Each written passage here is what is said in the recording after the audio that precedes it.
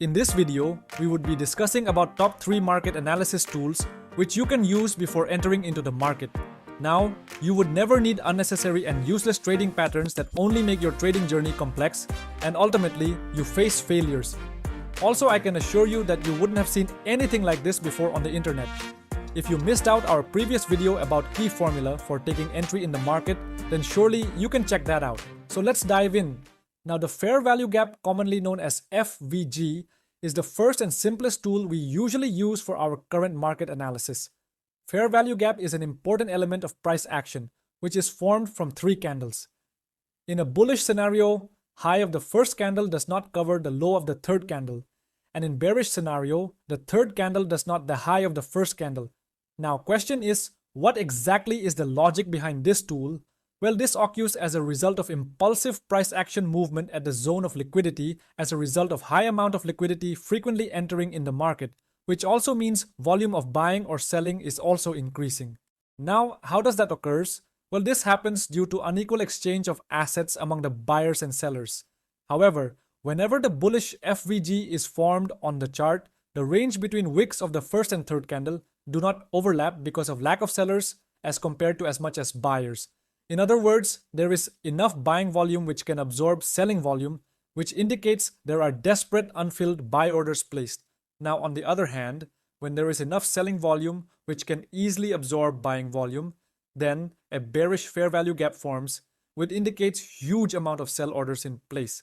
Now, this is the only reason why price comes back to these fair value gaps and bounce back into the opposite directions. However, it is key to understand that when the highs and lows overlap, then no fair value gaps are formed, which indicates that buying and selling of participants is pretty much efficient. Now let's see fair value levels and their reaction on price.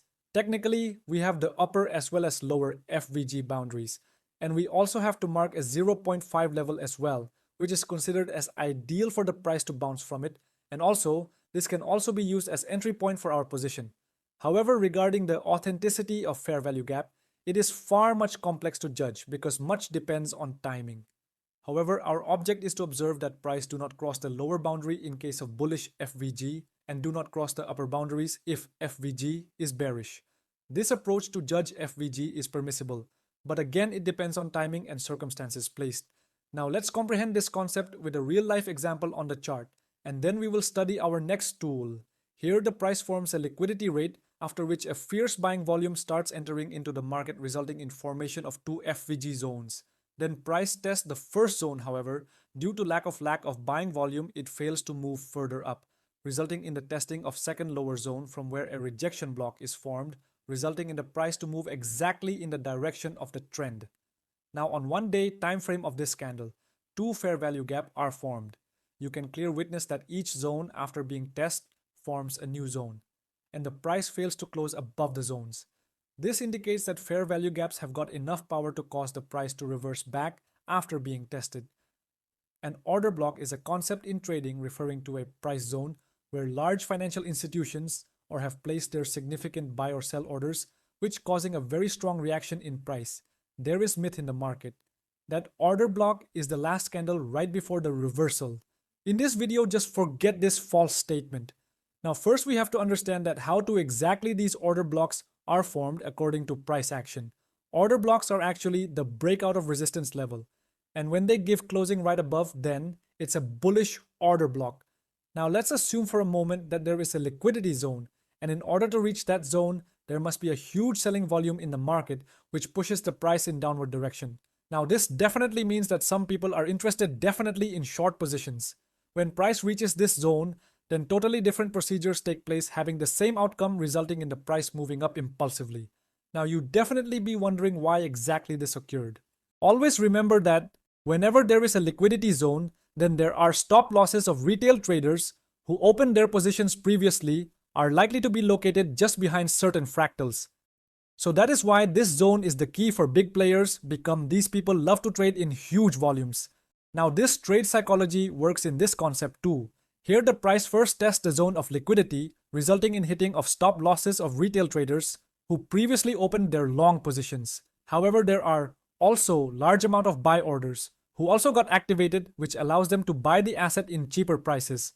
So in this way, Selling orders act as activation button for these but orders. Now, the reason behind this impulsive upward movement is just because the orders of big players significantly outclass the sell orders of all retail traders combined. So whenever price reaches these inefficiency zones, then price gets a buy volume, which causes it to reverse in opposite direction. Now, this is my solid opinion that why order blocks are quite manipulative in their own nature. Now, we will not discuss about bearish order blocks because it works right in the same way. Hence, this question still remains that why do the price give a reaction when it tests the order blocks? Now, there are some reasons why this happened. Let us discuss one by one. First reason is that the orders that were open initially may be still open, which are responsible to push the price down, resulting in formation of resistance level. When the price reaches the exact first portion of the order block, then short positions are closed via buy orders, which in price going in upward direction by pushing the price in upward direction. However, this phenomenon might happen at support or resistance levels.